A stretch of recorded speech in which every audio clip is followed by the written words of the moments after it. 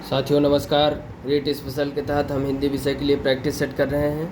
आइए सबसे पहले गद्यांश को पढ़ के इसके प्रश्नों को हल करने का प्रयास करते हैं।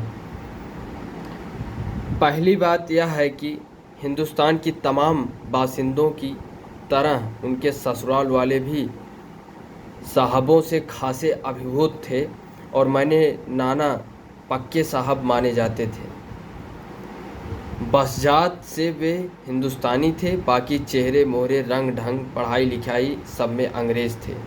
मज़े की बात यह थी कि हमारे देश में आज़ादी की जंग लड़ने वाले ही अंग्रेज़ के सबसे बड़े प्रशंसक थे।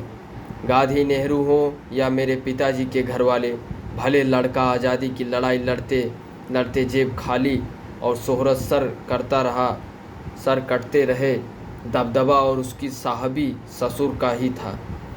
एक आन बान शान वाले साहब ने अपने सिरफिरे लड़के को अपनी नाजुक जान लड़की सौंपी। उससे रोमांचक क्या कोई परिकथा होती। नानी की सनक भरी आखिरी ख्वाहिश और नाना की रजामंदी वे रोमांचक उपकथाएं थीं, जो कहानी के तिलस्म और गाढ़ा बना चुकी थी। दूसरी वजह माँ की अपनी शख्सियत थी। उनमें खूबसूरती, नज़ाकत और गैर दुनियादारी के साथ ईमानदारी और निष्पक्षता कुछ इस तरह घुली मिली थी कि वे पारिजात से कम जादुई नहीं मालूम पड़ती थी। उनसे ठोस काम करवाने की कोई सोच भी नहीं सकता था। हाँ, हर ठोस और हवाई काम करने के लिए उनकी ज़बानी राय ज़रूर मांगी जाती थी और पत्थर की लकीर की तरह निभाई भी जाती थी। तो माँ की विशेषता थी केवल निष्पक्षता, केवल खूबसूरती, केवल ईमानदारी। तो ये सभी उनकी विशेषता थी। पढ़ाई लिखाई में उपयुक्त चिन्ह, तो ये जो है योजक चिन्ह है। पत्थर की लकीर मुहावरे का अर्थ है, तो अमिट। रंग ढंग में कौन सा समास है, तो रंग और ढंग द्वंद्व समास। पारिजात है तो एक वृक्ष है। आइए पद्यांश को पढ़ें और उसमें दिए गए प्रश्नों को हल करने का प्रयास करें। माँ की ईश्वर से मुलाकात हुई या नहीं, कहना मुश्किल है।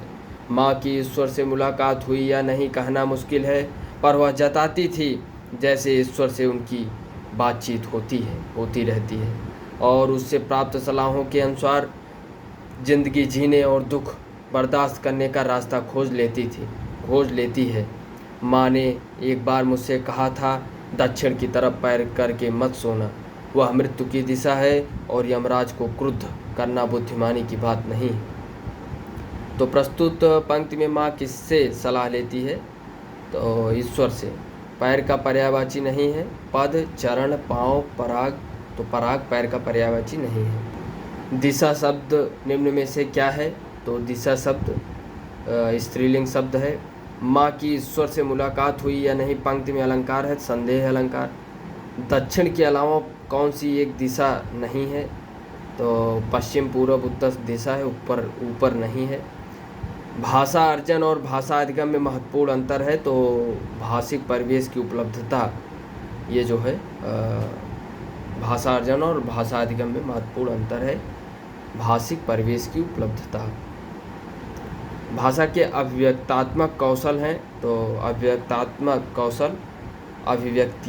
कौशल बोलना, लिखना। बोलना और लिखना। भाषा की कक्षा में यह जरूरी है कि स्वयं भाषा शिक्षक की भाषा प्रभावी हो। भाषा शिक्षक बच्चों की वर्तनी को बहुत कठोरता से ले। भाषा शिक्षक की उच्चारणगत शुद्धता पर विशेष ध्यान दे। भाषा शिक्षक को भाषा का पूर्ण ज्ञाता हो।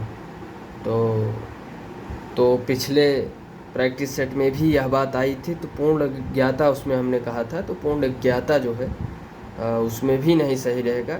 स्वयं भाषा शिक्षक की भाषा प्रभावी हो, यही सबसे उपयुक्त रहेगा। सुहैल की मातृभाषा भोजपुरी है। वह हिंदी वाक्य लिखते समय अक्सर ने का सही प्रयोग नहीं करता, तो इसका संभावित कारण क्या है, तो संभावित कारण क्या है, सुहैल हिंदी भाषा नहीं जानता, वह लापरवाह है, वह ध्यान से नहीं लिखता, या उसकी मातृभाषा का प्रभाव है जहाँ बोलते समय अक्सर आवश्यक स्थितियों में ने का प्रयोग नहीं किया जाता। तो यही हमारा विकल्प डी सही हो जाएगा। बच्चों की भाषा के संदर्भ में कौन सा कथन सही है? तो बच्चों की भाषा में बहुत अधिक व्याकरणिक त्रुटियां होती हैं, ये जो है। और फिर बच्चों की भाषा में नियमबद्ध व्यवस्था की झलक मिलती है। बच्चों की भाषा तार अवली में ही रहती है, यानी एक आवश्यक अवली में रहती है। बच्चों की भाषा को सुधारने के लिए दंड एवं पुरस्कार आवश्यक है। तो इसमें से पूछ रहा है कि कौन सा कथन सही है।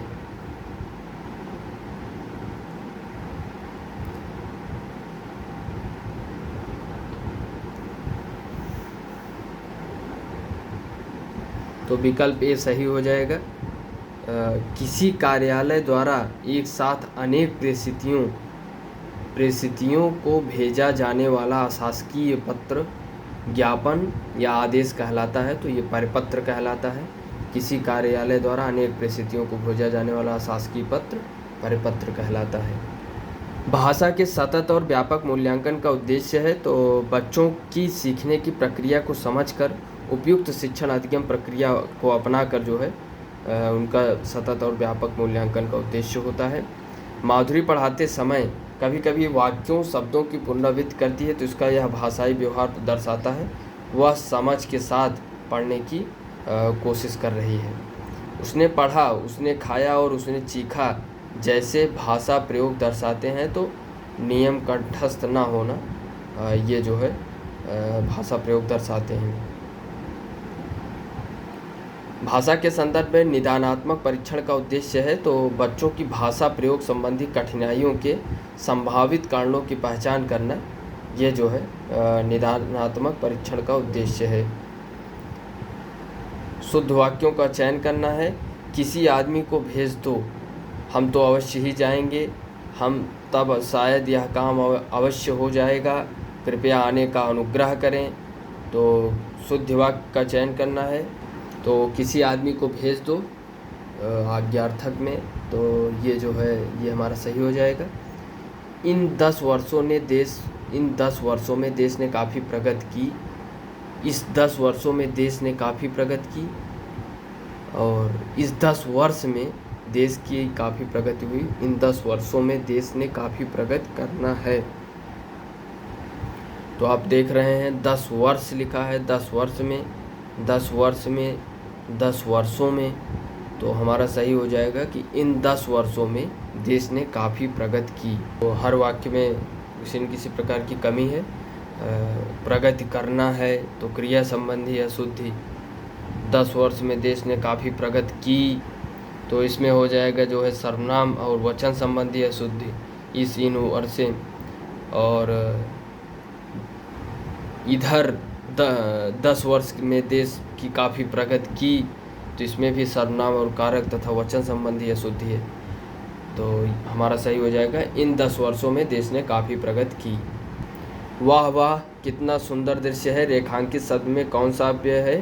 तो हर्षबोधक अव्यय है। वाह वाह, तो ये हर्षबोधक अव्यय है। गाय फल खा रही, इस वाक्य में गाय का पद परिचय क्या है? तो व्यक्तिवाचक संज्ञा एक वचन स्त्रीलिंग, कर्म कारक खा रही है क्रिया का कर्म। तो इसमें से सही हो जाएगा भाववाचक संज्ञा एक वचन स्त्रीलिंग, कर्म कारक खा रही है क्रिया का कर्म। इनमें विशेषण है, तो मोटा जो है विशेषण है। राम पुस्तक पढ़ रहा है वाक्य को संदेहवाचक वाक्य में बदलने पर होगा शायद राम पुस्तक पढ़ रहा है। मनुष्य के दुख का कारण भी मनुष्य है वाक्य है, तो मनुष्य के दुख का कारण भी मनुष्य है, ये संयुक्त वाक्य है। तो ये हो जाएगा संयुक्त वाक्य।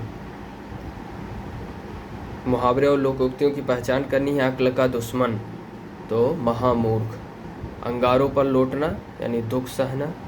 कर्म का तद्भव, तो कर्म का तद्भव, कर्म जो है ये तत्सम शब्द है, तो इसका तद्भव काम।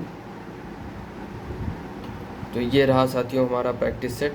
इसके माध्यम से हमने हिंदी विषय के लिए सीखने का प्रयास किया विभिन्न क्वेश्चनों के माध्यम से। आगे भी हम अच्छे क्वेश्चनों के माध्यम से सीखने का प्रयास करेंगे।